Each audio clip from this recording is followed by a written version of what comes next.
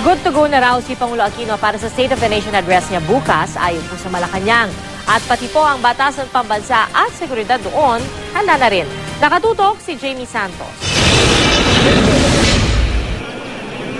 Naka-full alert status na ang NCR Police Office simula kaninang tanghali dahil sa mga inaasahang kilos protesta ng mga militanteng grupo kasabay ng ikatlong State of the Nation address ni Pangulong Aquino, kasado ng batasang pambansa. Abalang-abala na ang media para sa coverage bukas. Nakalatag na ang red carpet sa North at South Wing Lobby na daraanan ng VIP.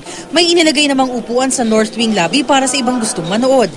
Nagbawas kasi namang upuan sa loob ng plenary para hindi raw siksikan at hindi mabigatan ng gusali na 40 taong gulang na. Ang ilan nating kababayan may mga gustong marinig. Mahalaga rin kasi 'di ba as kabataan syempre inaalala ko rin po yung magiging kinabukasan ko. Sa edukasyon po, dagdagan na lang po yung budget para sa edukasyon. Steady na niya yung presyo ng gasolina. Okay.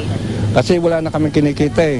Bigyan niya ng ibang trabaho yung mga mahihirap. Ang ilan naman pagod na raw marinig ang ilang issue. Huwag siya mangako, hindi niya sinusunod. Napatalsik naman daw niya si Corona. Nga, napatalsik naman. Ano ba nangyari sa Pilipinas? Wala naman na bago.